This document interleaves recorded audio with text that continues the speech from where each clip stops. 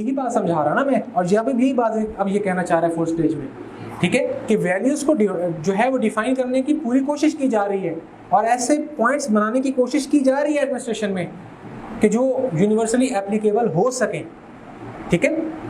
14 principles of management, ये भी आगे चल के हम 1 या 2 लेक्चर के आगे हम जाके पढ़ेंगे 14 प्रिंसिपल्स ऑफ मैनेजमेंट। ये 14 principles of management Henry Fayol ने दिए थे। हेनरी फ्योल बहुत ही एक बड़ा मशहूर किस्म का, बहुत ही मशहूर किस्म का एडमिनिस्ट्रेटर था, ठीक है, और इसने बड़ी ज़बरदस्त किताब भी लिखी थी और जनरल एडमिनिस्ट्रेशन उस किताब का नाम था, 1916 में पब्लिश हुई थी। उसके अंदर उसने 14 नकात पेश करने की कोशिश की थी और उसके ज़रिए से उसने ये ड्राइव करने की कोशिश की थी कि 14 के 14 नकात आप जिधर भी हो, जहाँ भी हो, जब आप मैनेजमेंट करने की कोशिश करोगे, ये अगर इन असूलों पे काम करो तो your management, your administration would be successful, ठीक है। वो आगे चल के हम बात करेंगे। अभी यहाँ पे वो प्रिंसिपल्स उसने ड्राइव किए ना, मैं बताने का मकसद ये है कि वो 14 नकात जो उसने ड्राइव किए वो दर हकीकत प्रिंसिपल्स हैं, वो 14 प्रिंसिपल्स, ठीक है, और वो प्रिंसिपल्स आगे हम बात करेंगे। पहला पॉइंट क्या हो गया कि हम ये बात तो नहीं कर सकते या ये चीज़ इंश्योर नहीं कर सकते, इंसानी रवैया है, इंसान ह्यूमन इमोशंस हैं, फीलिंग्स हैं, हम किस तरह से ये चीज़ ख़त्म कर सकते हैं अदारों में से कि एडमिनिस्ट्रेटर बिल्कुल न्यूट्रल होकर बात करे। कहीं ना कहीं पे आके उसने जो है ना बायसनेस शो करनी है, कम उदेश कहीं ना कहीं आके उसने कुछ ना कुछ करना है, बिकॉज ही और शी इज़ ह्यूमन, ठीक है। अच्छा, नंबर टू ये चीज़ डिस्कस की गई, that was the study of human behaviour.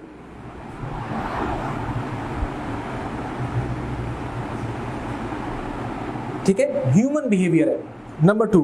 The second problem arrows from the inescapable fact, the second problem arose from the inescapable fact, जिसे हम इनकार नहीं कर सकते, that the study of administration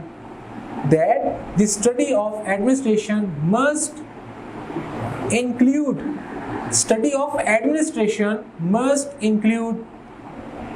a study of human behavior। Study of administration जो है उसके अंदर लाजमी तौर पर इंसानी रवैया शामिल करना चाहिए। अच्छी और बुरी एडमिनिस्ट्रेशन क्या होती है? इंसानी रवैया अच्छा हो जाए, अपने एम्प्लॉयज, अपने सबऑर्डिनेट को एक अच्छे फ्रेंडली इन्वायरमेंट में हैंडल कर लें, टैकल कर जाएं, एडमिनिस्ट्रेशन अच्छी होगी। और वही एडमिनिस्ट्रेशन किसी ऐसे शख्स के हाथ में पकड़ा दें जो हर बनी बनाई चीज़ को खराब करने लग पड़े, बात बात पे टोकने लग पड़े, बात बात पे अपने सबऑर्डिनेट्स को डांट डपट करने लग पड़े, क्या होगा? आखिरकार एडमिनिस्ट्रेशन का डाउनफॉल आएगा। ठीक है, तो हैंडलिंग इज मोस्ट इंपॉर्टेंट। जहां पे यही बात की जा रही है कि जो स्टडी ऑफ एडमिनिस्ट्रेशन है must include the study of human behaviour. Clear है? नंबर 3 लास्ट पॉइंट है, The tendency, रुझान को कहते हैं, the tendency to define universal principles,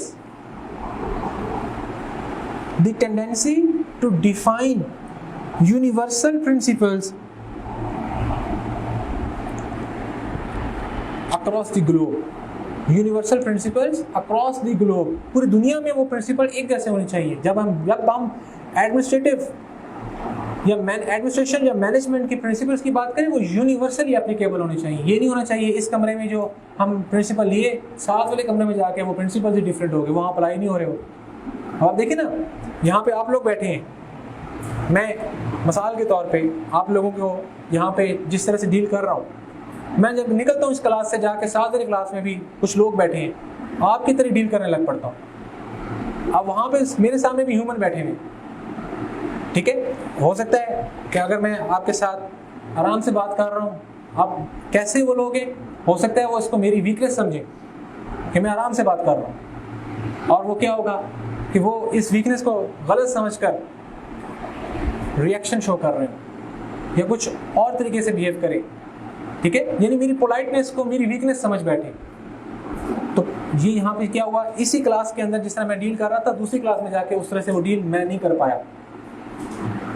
मैं मैनेजर सेम हूँ, मेरा बिहेवियर भी सेम है, लेकिन मेरे सामने जो सिचुएशन है, सर्कमस्टांसेस हैं, वो डिफरेंट हो गए। ठीक है, तो ये चीज़ है कि यहाँ पर जो यूनिवर्सल प्रिंसिपल्स हैं उनको डिराइव करने का जो इरा गुजर रहा है यहाँ पर। फिर इसके बाद आगे चलते हैं, फिफ्थ स्टेज आ जाती है, और फिफ्थ स्टेज के अंदर हम बात करते हैं nature of post war development. दिया गया स्टिल वैसे ये एक पॉलिटिकल साइंस में से इमर्ज हुआ है, क्योंकि पॉलिटिकल साइंस के अंदर हम स्टेट, गवर्नमेंट और इस तरह की चीज़ों की बात कर रहे हैं, और यहाँ पे हम वही बात कर रहे हैं कि एक स्टेट को जो पब्लिक अफेयर्स हैं वो कैसे मैनेज करने हैं। पब्लिक एडमिनिस्ट्रेशन का बड़ा हिस्सा जो है वो एग्जीक्यूटिव ब्रांच ऑफ गवर्नमेंट के ऊपर बेस कर रहा है कि पॉलिसीज़ को कैसे एग्जीक्यूट किया जाएगा। बाकी कुछ चीज़ें हैं जहाँ पे हम लेजिस्लेशन या जुडिशरी के साथ उसको ओवरलैप कर रहे होते हैं, लेकिन पब्लिक एडमिनिस्ट्रेशन का बड़ा हिस्सा एग्जीक्यूटिव ब्रांच ऑफ गवर्नमेंट जो सेकंड नंबर पे आती है, जिसने बनी हुई पॉलिसीज़ को इम्प्लीमेंट करना है, एग्जीक्यूट करना है, ठीक है, उसके साथ हम डील कर रहे हैं। तो ये सारा एरा अब आपके सामने आ गया। अब ये क्लियर है? ठीक है, चले आगे। अब ठीक हो गया।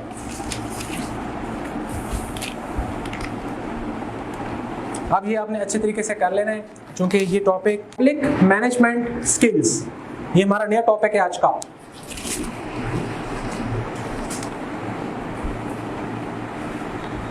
एक दफ़ा, चूँकि आज मुझे काफ़ी सारे नए स्टूडेंट्स नज़र आ रहे हैं, इसलिए मैं मुख्तसरन एक दफ़ा ऑर्गेनाइजेशन आपको थोड़ा सा रीडिफाइन करूँगा ताकि आपको और ज़रा आसानी हो जाए। ऑर्गेनाइजेशन किसे कहते हैं? क्या होती है ऑर्गेनाइजेशन? यस, हाँ, yes, 2 or more than 2 people, ये ऑर्गेनाइजेशन है। 2 or more than 2 people working together to achieve a common goal, a common purpose is known as organization। जहाँ पे 2 या 2 से ज़्यादा लोग इकट्ठे मिलकर काम कर रहे हो, उनका मकसद एक हो, वो ऑर्गेनाइजेशन हो जाएगी। ठीक है, अगर कोई स्कूल है तो वहाँ पे डिफरेंट स्टाफ होगा, एजुकेशनल स्टाफ होगा, नॉन टीचिंग स्टाफ होगा, लेकिन मकसद सबका एक ही है, और वो क्या है? एजुकेशनल गोल्स अचीव करने हैं। हॉस्पिटल की तरफ चले जाएं, hospital is also an organisation, वहाँ पे 2 या 2 से ज़्यादा लोग काम कर रहे हैं ना, मकसद सबका क्या है? पेशेंट्स का ट्रीटमेंट है, कि यहाँ पे जो पेशेंट्स आएंगे उनको अच्छा ट्रीट करना है। ठीक है, किसी और ऑर्गेनाइजेशन में चले जाएं, वेदर भी पब्लिक और प्राइवेट, वहाँ पे आपको एक चीज़ नज़र आएगी कि 2 या 2 से ज़्यादा लोग मिलकर काम कर रहे होंगे, मकसद सबका एक होगा। ठीक है, ये जो मस्जिद है, this is also an organisation. मस्जिद भी एक ऑर्गेनाइजेशन है, जब जहाँ पे 2 या 2 से ज़्यादा लोग मिलकर रिलीजियस प्रैक्टिसेस कर रहे हैं, मकसद क्या है? इबादत, वो भी ऑर्गेनाइजेशन है। ठीक है, तो जहाँ पर 2 या 2 से ज़्यादा लोग मिलकर काम कर रहे हैं, वो ऑर्गेनाइजेशन है। क्लियर? ऑर्गेनाइजेशन क्लियर हो गई। अब बात यहाँ पे ये आती है, ये मैंने आप लोगों के लिए दोहराया जो नए लोग हैं।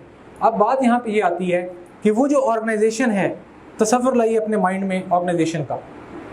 ऑर्गेनाइजेशन के अंदर वक्तन फवक्तन वो जो मैनेजर है, वो जो पूरे ऑर्गेनाइजेशन को ऑर्गेनाइज कर रहा है, या वो जो एडमिनिस्ट्रेटर है उसको ऑर्गेनाइज कर रहा है, उस मैनेजर या एडमिनिस्ट्रेटर के पास कुछ मैनेजमेंट स्किल्स होनी चाहिए।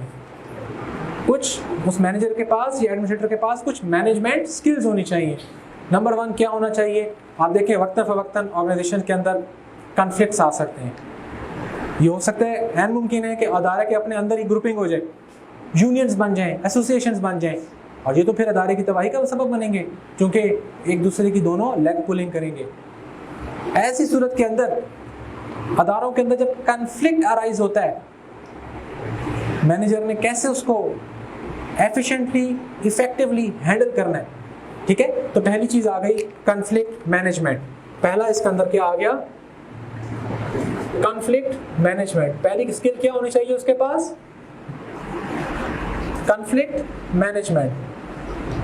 कि अगर कॉन्फ्लिक्ट रेजोल्यूशन किसी ऑर्गेनाइजेशन के अंदर, अगर किसी ऑर्गेनाइजेशन के अंदर कॉन्फ्लिक्ट अराइज हो जाता है, तो मैनेजर किस तरह से उसको डील करेगा। ठीक है, ऐसा नहीं होगा कि मैनेजर किसी एक साइड के पार्टी बन जाएगा। अगर पार्टी बना तो काम ही क्या? ही मस्ट बी न्यूट्रल, ही और शी मस्ट बी न्यूट्रल। ठीक है, चले कन्फ्लिक्ट मैनेजमेंट को समझने से पहले थोड़ा सा पहले ये समझ लेते हैं कि ये कन्फ्लिक्ट क्या है। कन्फ्लिक्ट कहते किसको है? Very good. जब क्लैश ऑफ इंटरेस्ट होता है या डिफरेंस आ जाता है तो वहां पे क्या होता है, जब एक दूसरे दो पार्टीज या दो से ज्यादा पार्टीज एक दूसरे के साथ डिसएग्री करें, ऐसी सूरत में कन्फ्लिक्ट आ जाता है। ठीक है, अब ये कन्फ्लिक्ट अगर अदारे की प्रोग्रेस देखें उसके लिए फायदेमंद भी हो सकता है, नुकसानदेह भी हो सकता है। डिपेंड करता है कि वो जो डिसएग्रीमेंट है क्या वो पर्सनल नेचर का है या नहीं। अगर तो वो कॉन्फ्लिक्ट डिसएग्रीमेंट पर्सनल नेचर का है तो यकीनन उन पर्सन्स का भी नुकसान होगा, उन पार्टीज का भी नुकसान होगा और साथ में अदारे का भी नुकसान होगा, क्योंकि असल में जो मकसद था उनका वहाँ पर वो ये पॉलिटिक्स करना नहीं था, डिपार्टमेंटल पॉलिटिक्स करते फिरे या लेग पुलिंग करते फिरे। असल में तो उन्होंने अपने काम टास्क परफॉर्म करने थे, ठीक है, लेकिन अपने वेस्टेड पर्सनल इंटरेस्ट को गेन करने के लिए उन्होंने क्या किया, उन्होंने कन्फ्लिक्ट कर दिया आपस में पार्टीज के दरमियान। ठीक है, तो ये डिपेंड करता है कि कन्फ्लिक्ट आपके ऑर्गेनाइजेशन के लिए फ़ायदेमंद भी हो सकता है, नुकसानदेह भी हो सकता है। ठीक है, कन्फ्लिक्ट पहले डेफिनेशन लिख ली कन्फ्लिक्ट की। A conflict exist wherever two or more than two parties are in disagreement. Where two or more than two parties are in disagreement. जब दो या दो से ज्यादा लोगों का आपस में एक पॉइंट पे कंसेंसस बिल्ड ना हो रहा हो, that is known as conflict. ठीक है, अब यहाँ पर ऐसी सूरत के अंदर ये नहीं है कि मैनेजर सिचुएशन पहले ही उगली हुई है, सिचुएशन पहले ही खराब है। ऐसा नहीं है कि वो जो मैनेजर है जंप करेगा उस सिचुएशन में कूद पड़ेगा, किसी एक पार्टी का हिस्सा बन जाएगा, साफ नजर आ रहा है वो किसी एक पार्टी का हिस्सा बन गया। ऐसी सूरत के अंदर सिचुएशन और कम्प्लेक्स हो जाएगी, मसला हल होने के बजाय मसला और ख़राब हो जाएगा, पेचीदा हो जाएगा। ठीक है, तो यहाँ पर ये मैनेजर के पास स्किल होनी चाहिए, मैनेजमेंट स्किल, जो कि आज ऑर्गेनाइजेशंस बड़ा इसके ऊपर फोकस करती हैं। पूरा सब्जेक्ट है ये मैनेजमेंट एडमिनिस्ट्रेशन का, जहाँ पे मैनेजर्स को वक्तन फवक्तन रिफ्रेशर कोर्सेज भी करवाए जा रहे होते हैं। ठीक है, इवन आजकल पब्लिक ऑर्गेनाइजेशंस में करवाए जा रहे हैं कि उन्होंने किस तरह से कम्प्लेक्स सिचुएशन आ जाए ऑर्गेनाइजेशन में, कन्फ्लिक्ट को कैसे मैनेज करना है। क्योंकि जब तक वो कन्फ्लिक्ट को मैनेज नहीं करेंगे ऑर्गेनाइजेशन की परफॉर्मेंस जो है वो इफेक्ट होगी। ऑर्गेनाइजेशन की परफॉर्मेंस किससे है? इंसानों से है। और वो इंसान अगर अपने टास्क से हटकर आपस में सींग फंसा लेंगे तो टास्क कौन अचीव करेगा, गोल्स कौन अचीव करेगा? ठीक है, तो क्या होगा finally, in the long run अदारे का नुकसान होगा, परफॉर्मेंस अफेक्ट होगी। ऐसी सूरत के अंदर मैनेजर के पास ये हुनर होना चाहिए, स्किल होनी चाहिए कि वो ऐसी सूरत में कन्फ्लिक्ट को मैनेज कर ले। ठीक है, managers need strong conflict resolution. Managers need strong conflict resolution and negotiation skills. Managers need strong conflict resolution and negotiation skills. If they want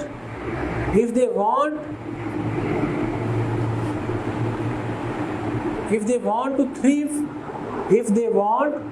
thrive in such an environment, मसलन वो कहता है कि अगर मैनेजर किसी ऐसे सूरत हाल में उलझ गया है कि जहाँ पे बड़े सीवियर कम्प्लेक्स किस्म का ना कन्फ्लिक्ट, ऑर्गेनाइजेशनल कन्फ्लिक्ट अराइज हो चुका है, और अगर वो चाहता है कि उस सिचुएशन से बाहर निकले तो मैनेजर की बड़ी ही ना एक ज़बरदस्त किस्म की निगोशिएशन स्किल्स होनी चाहिए। निगोशिएशन समझती है क्या होता है?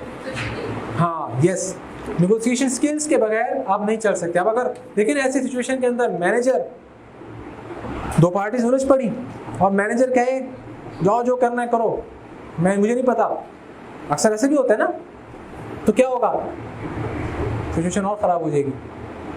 या अगर मैनेजर किसी पार्टी का साइड लेने पड़े तो भी सिचुएशन और ख़राब हो जाएगी। ऐसी सूरत में उसने बैठाना है और देखना है कि कौन गलत है कौन सही है, दोनों को समझाने की कोशिश करनी है और दोनों से ऐसे सुलह करवानी है कि दोबारा से ये कन्फ्लिक्ट अराइज ही ना हो। ठीक है, क्योंकि अगर वो कन्फ्लिक्ट दोबारा अराइज होता है तो वो अदारे के लिए नुकसानदेह है। क्यों नुकसानदेह है? मैं बार बार कह रहा हूँ कि जब वो पार्टीज अपना काम छोड़ेंगी और अपना काम छोड़कर कन्फ्लिक्ट में उलझ पड़ेंगी,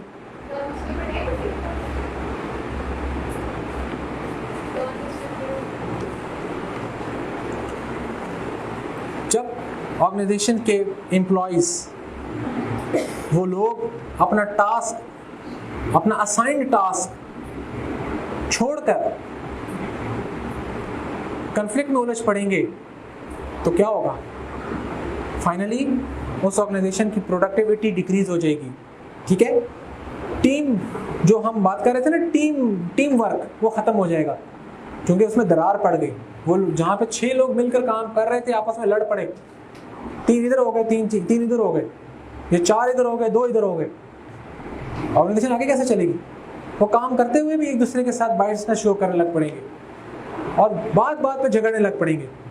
ऐसी सूरत के अंदर ये ज़रूरी है कि मैनेजर यहाँ पर इस कन्फ्लिक्ट को लाजमी तौर पर रिजॉल्व करे, इसको आगे मत बढ़ने दे, वरना इन दी लॉन्ग रन अदारे का नुकसान होगा। ठीक है, तो ये क्या होगा कि अगर ऐसा नहीं करता वो और वो स्किल नहीं रखता कि वो कन्फ्लिक्ट को मैनेज कर पाए, तो इन दी लॉन्ग रन ये होगा कि अदारे की जो परफॉर्मेंस है वो डाउनफॉल कर जाएगी। जो टीम प्रोडक्टिविटी, जिसको हम टर्म यूज करेंगे टीम प्रोडक्टिविटी, डिक्रीज कर जाएगी। ठीक है, और इसके साथ साथ आप देखें ह्यूमन रिलेशंस इफेक्ट होंगे। एक ऑर्गेनाइजेशन है, वहाँ पे फ्रेंडली रिलेशन चल रहा है, ठीक है, एक बहुत ही लोग प्रोफेशनल होकर बात कर रहे हैं और वहाँ पे उनका पर्सनल इन्वॉल्व जो ये होता है ना, पर्सनल ज़ात, वो इन्वॉल्व नहीं हो रही। और दूसरी ऑर्गेनाइजेशन है, वहाँ पे छोटी छोटी बात में वो दिल पर बात ले जाते हैं। ठीक है, तो यहाँ पे ऐसी सूरत में क्या होगा, ये ऑर्गेनाइजेशन परफॉर्म नहीं कर पाएगी जहाँ छोटी छोटी बात पे लड़ पड़ते हैं। और वो ऑर्गेनाइजेशन जो जहाँ पर एक टीम वर्क, एक फ्रेंडली इन्वायरमेंट क्रिएट किया हुआ है मैनेजर या एडमिनिस्ट्रेटर ने, वो दिनों में ऐसे प्रोग्रेस करेगी। ठीक है, अच्छा जी, अब हम बात करते हैं, ये जो मैं आपको बता रहा था टाइप्स ऑफ कॉन्फ्लिक्ट। 3 तरह का कॉन्फ्लिक्ट हो सकता है, types of conflict. Types of conflict.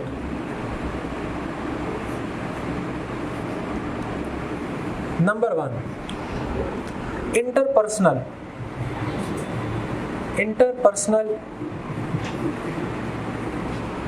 Conflict. Number 2,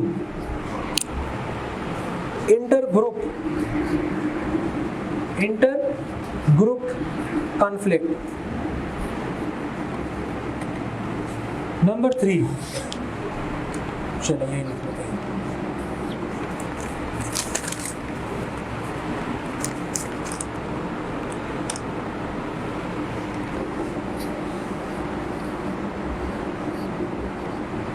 dysfunctional and functional conflict।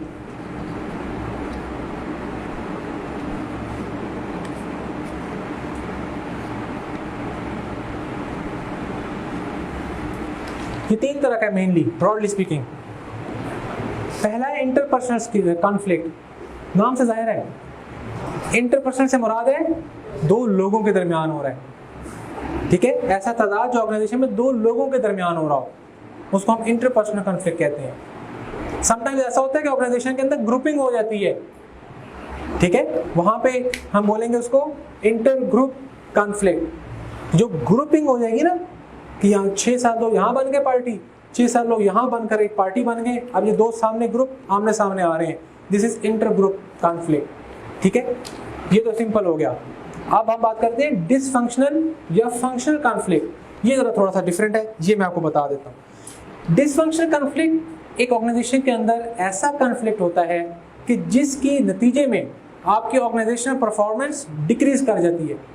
ये आपके अदारे के लिए हमेशा नुकसानदेह होती है, कोई भी ऑर्गेनाइजेशन हो। ये एक ऐसा कॉन्फ्लिक्ट होता है जिसके नतीजे में आपकी जो ऑर्गेनाइजेशनल परफॉर्मेंस है, ऑर्गेनाइजेशनल प्रोग्रेस है, वो डिक्रीज कर जाती है। जबकि फंक्शनल कॉन्फ्लिक्ट के अंदर ये उलट है, ऐसा कॉन्फ्लिक्ट जहां पर आपको उस तादाद की सूरत में कुछ नया सोचने को मिलता है। ठीक है, यहाँ पर ये जरूरी नहीं कि कॉन्फ्लिक्ट हमेशा नुकसानदेह होता है। समटाइम ऐसा होता है कि किसी एक वैलिड पॉइंट पे आके मैनेजर अड़ जाए या कोई शख्स अड़ जाए कि नहीं ये बात असूल की आ गई, मैं तो असूलों पे कंप्रोमाइज़ नहीं कर सकता या कर सकती, ठीक है, वहाँ पे हो सकता है वो ऑर्गेनाइजेशन उसका तजाद ऑर्गेनाइजेशन को बचा जाए और एक नई राह दिखा जाए। ऐसी सूरत के अंदर ये कॉन्फ्लिक्ट हमेशा क्या करता है, ऑर्गेनाइजेशन परफॉर्मेंस को, ऑर्गेनाइजेशनल प्रोग्रेस को इंक्रीज करता है, ठीक है। हीगल है, एक हीगल पॉलिटिकल फिलोसोफर है, हीगल पॉलिटिकल फिलोसोफर है और बड़ी प्यारी बात करता है। कहता है conflict is a key to progress. Conflict is a key to progress.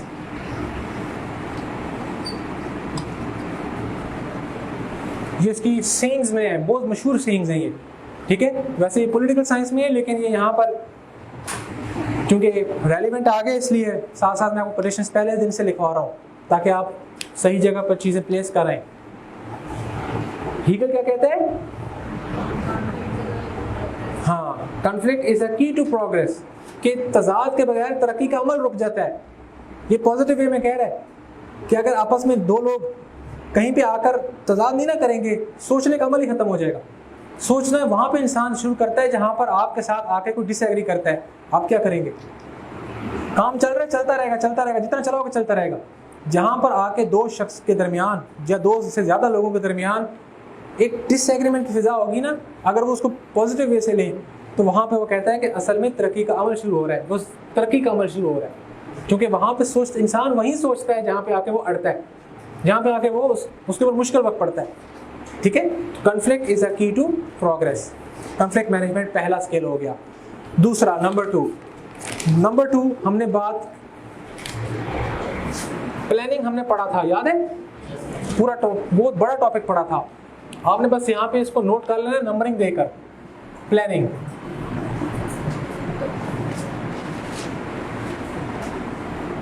ये दूसरा स्किल है। पहला स्किल हो गया ना कॉन्फ्लिक्ट मैनेजमेंट, रिजॉल्व करना आता हो मैनेजर को, एडमिनिस्ट्रेटर को।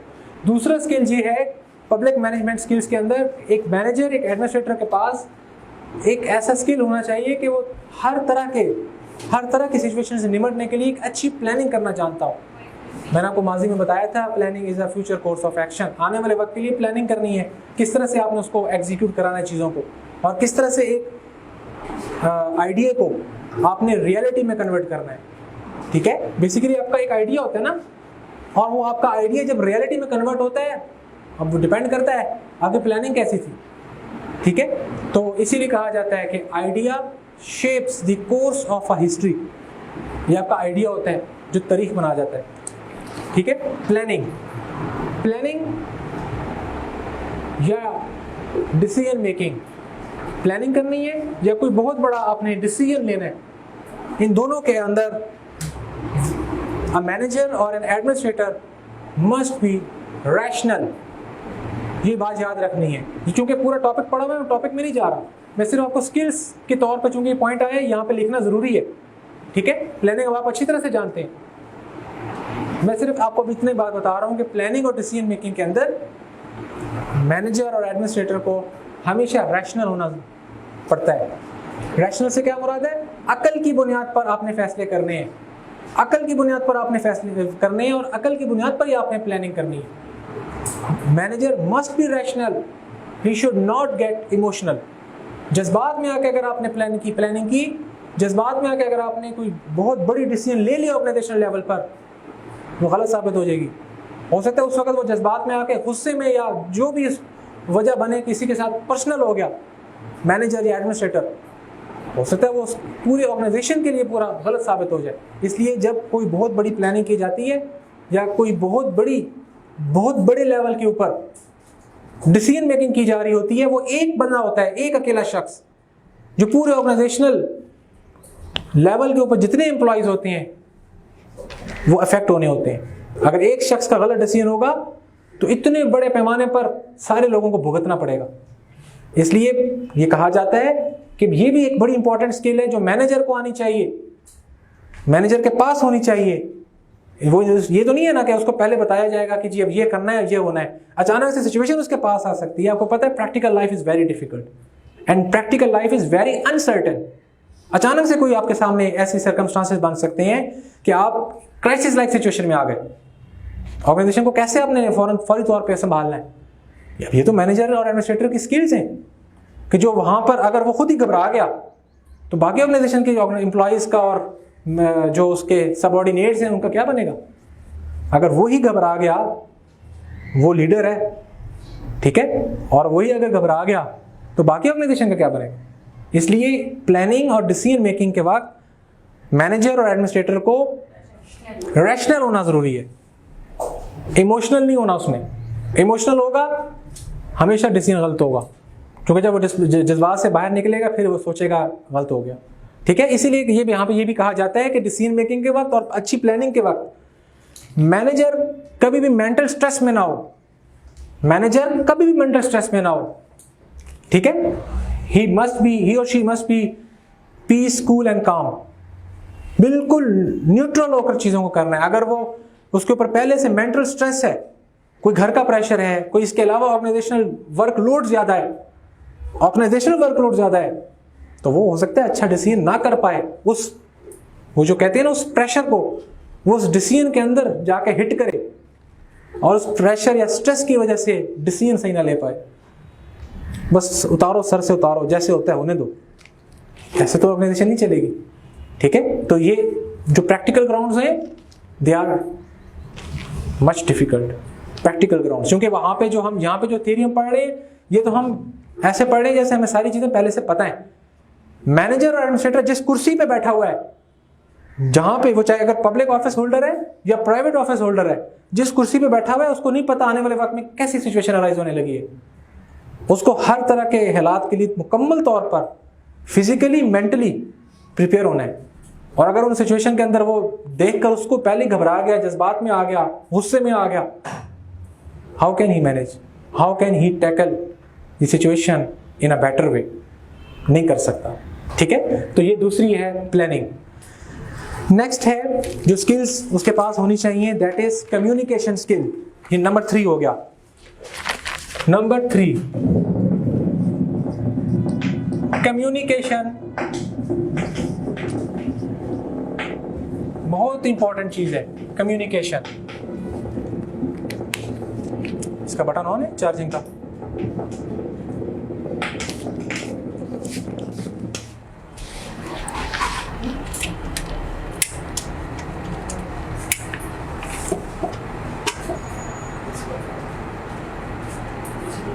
ये शोर कर रहा है, इसको जरा देखिएगा। ये तो पहले ऑफ है, ऑन करना है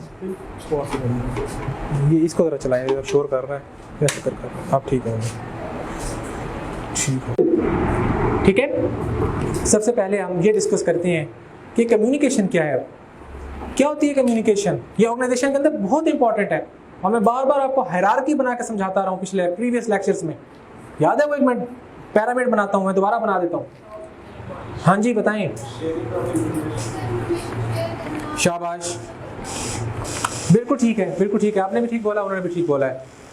लिख ले definition, that process whereby, that process, communication लिखवा रहा हूं, दैट प्रोसेस वेयर बाय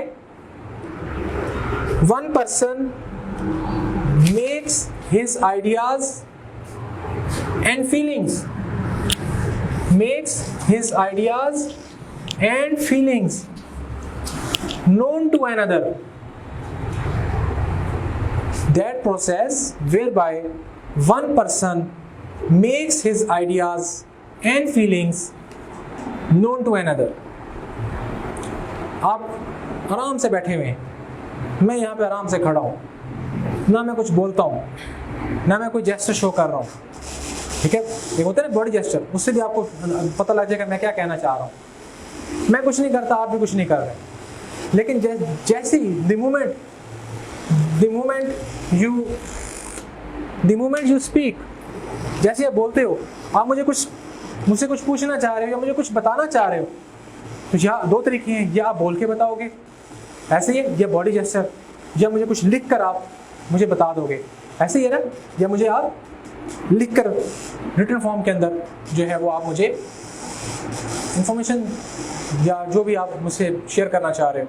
अच्छा, अब बात ये आप हैं इस सिचुएशन में, क्योंकि बात आपने स्टार्ट की आप लोगों ने, अब यहाँ पे ऐसी सूरत में आप क्या हैं, एक साइड से इंफॉर्मेशन चली, कम्युनिकेशन यहाँ से प्रोसेस स्टार्ट हुआ, ठीक है, आप कुछ कहना चाह रहे हैं और कहना मुझे चाह रहे हैं, मैं आपकी बात सुनना चाह रहा हूँ, मैं आपकी बात सुनना चाह रहा हूँ। अब अगर आप जो कुछ कहना चाह रहे थे मैं वो ना समझ पाऊँ कि जो आप कहना चाह रहे थे, कम्युनिकेशन में कहीं ना कहीं पे आके फर्क आ गया ना, और जो आप कहना चाह रहे थे वो मैं ना समझ पाया, फर्क आ गया, कम्युनिकेशन हमारी इफेक्ट हो जाएगी, डैमेज हो जाएगा वो प्रोसेस सारे का सारा कि जो आप कहना चाह रहे थे और मैं नहीं समझ पाया, ठीक है।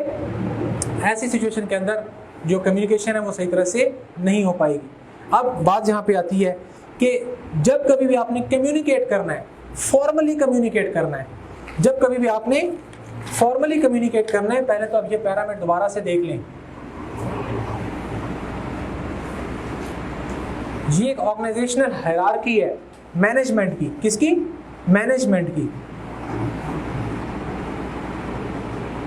टॉप मैनेजमेंट है, मिडिल मैनेजमेंट है, यस, या बॉटम, और इसको फर्स्ट लाइन मैनेजमेंट भी कहते हैं, बॉटम मैनेजमेंट है, ठीक है। अब देखें, ये हमेशा जो फॉर्मल ऑर्गेनाइजेशंस होंगी, formal organisation, I am using the term formal organisations, वहां पे कम्युनिकेशन या तो नीचे से ऊपर जा रही होगी, दैट इज नोन एज, उसको हम क्या कहेंगे?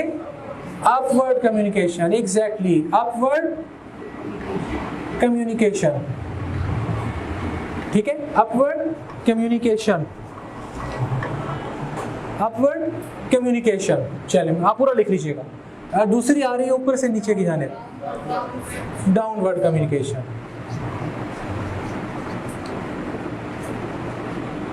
ठीक है, समझ आ रही बात की? डाउनवर्ड कम्युनिकेशन एक ऐसी कम्युनिकेशन भी होती है, पहले चलिए ये समझ लें, पहले ये समझ लें, वो कंफ्यूज हो जाएंगे। ये पिरामिड है और इसके अंदर डिफरेंट हायरार्कीज है। हायरार्की क्या होता है? Various levels in an organisation. एक लेवल ये हो गया, सबसे लोएस्ट लेवल है ऑर्गेनाइजेशन का, फिर अगला उससे ऊपर का लेवल ये हो गया जहाँ पे मिडिल लेवल है, यानी ये लोग इनको रिपोर्ट करेंगे और ये लोग इनको करेंगे। ये नहीं हो सकता डायरेक्ट ये जाकर इनको रिपोर्ट कर दे। Step by step formal organisation के अंदर कम्युनिकेशन होती है, ठीक है, और ऊपर से भी ऐसे ही होता है, पहले ये ऑर्डर इनको पास करेंगे और ये ऑर्डर इनको पास कर ऑर्डर फॉरवर्ड कर देंगे, ठीक है। और मैंने आपको बताया था कि अपवर्ड कम्युनिकेशन हमेशा फ्रॉम सबऑर्डिनेट टू सुपीरियर होती है, subordinate to superior.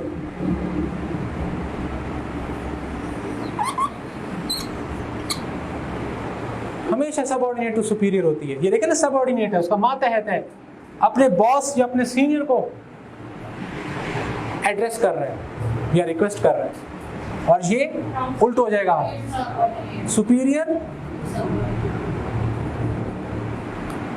To subordinate.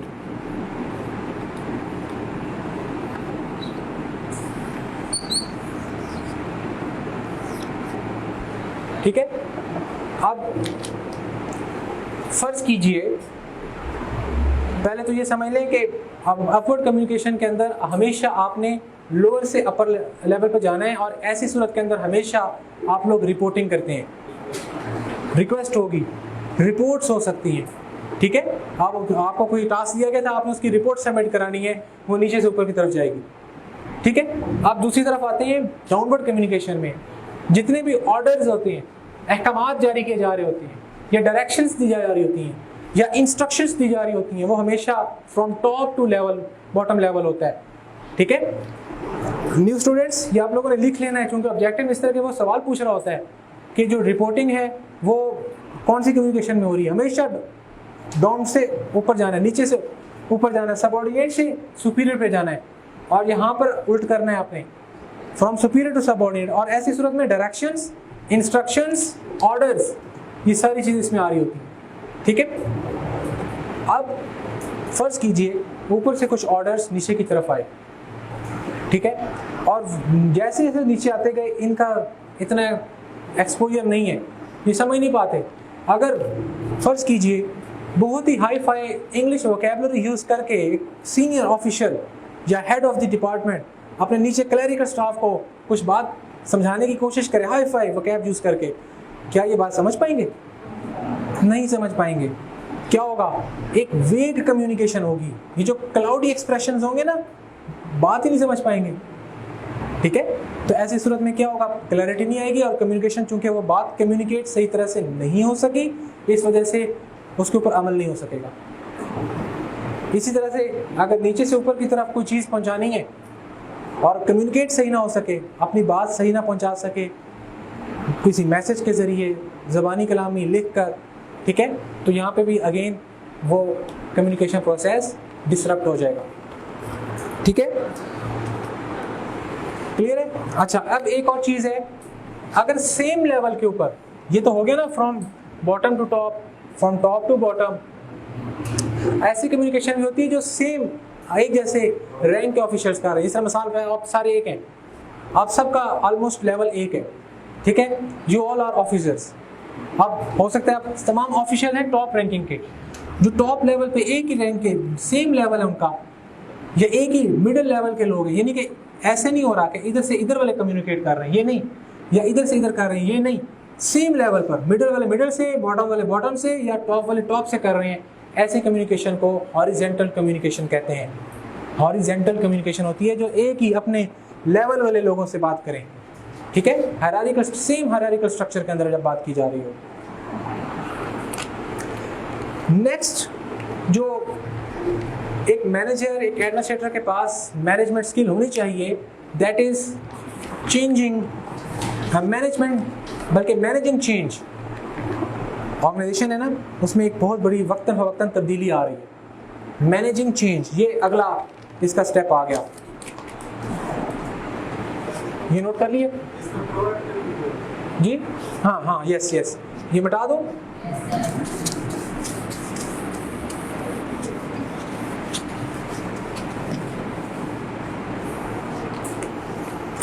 Ji, next क्या है? Managing change.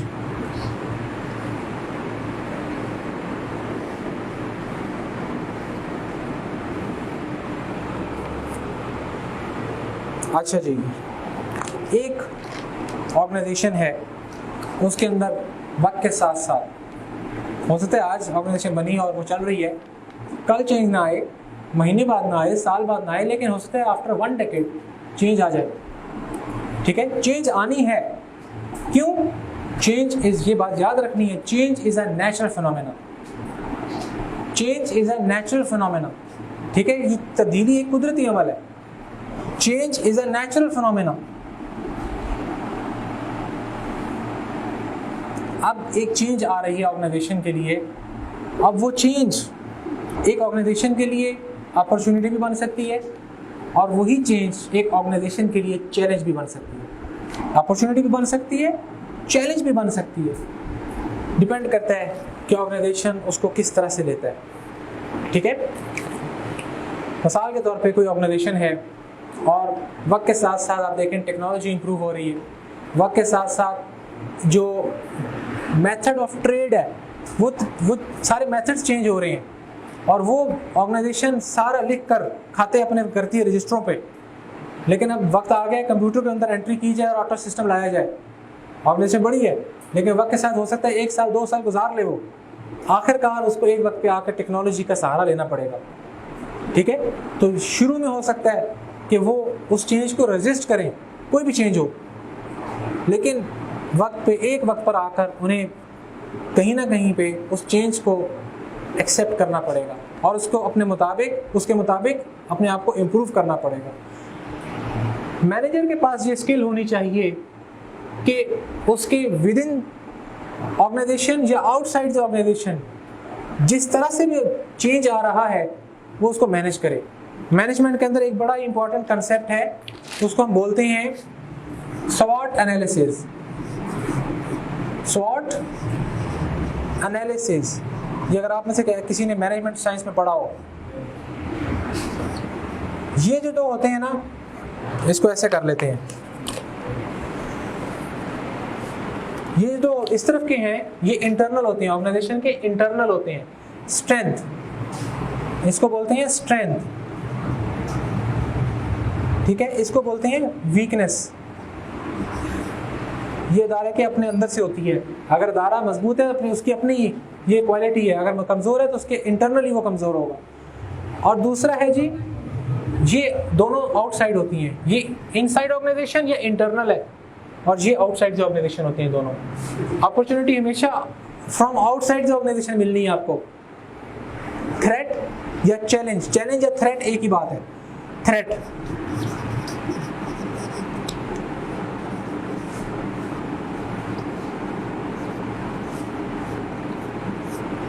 अपॉर्चुनिटी, ये आउटसाइड ऑर्गेनाइजेशन, इसको एक्सटर्नल चेंज बोलते हैं हम, ठीक है। ऑर्गेनाइजेशंस वक्तन फवक्तन ये एनालिसिस कर रही होती है अपने ऑर्गेनाइजेशंस का। दिस इज नोन एज स्वॉट एनालिसिस, के अदारों के अपने अंदर जो इंटरनल है, अगर वो इंटरनली करती हैं, देखती हैं क्या स्ट्रेंथ्स हैं ऑर्गेनाइजेशंस की, क्या वीकनेसेस हैं जिनको भी उन्होंने स्टिल इंप्रूव करना है। और अगर आउटसाइड ऑर्गेनाइजेशन देखेंगे तो उन्होंने ये चीज़ वक्तन फवक्तन देखना होता है। ये हो सकता है वो 6 महीने बाद देख रहे हो, साल के बाद उसको रिव्यू कर रहे हो, ठीक है। एक वक्त के बाद देखना पड़ता है, वरना आप अपने प्रोग्रेस को एवेल्यूएट नहीं कर पाओगे सही तरह से। बीइंग एन ऑर्गेनाइजेशन, क्या अपॉर्चुनिटीज अब आ रही हैं, क्या थ्रेट्स अब आ रहे हैं। अब अगर आपने आज 2020 में ये लगा लिया कि हमारे ये अपॉर्चुनिटीज हैं, ये थ्रेट हैं, और अगर जाके 2021 में, एटलीस्ट 2021 में नहीं चेक करते, तो उसके बाद हो सकता है अचानक से वही अपॉर्चुनिटी आपके लिए थ्रेट बन जाए और आपको पता ही नहीं, ऑर्गेनाइजेशन का अचानक से डाउनफॉल शुरू हो जाएगा।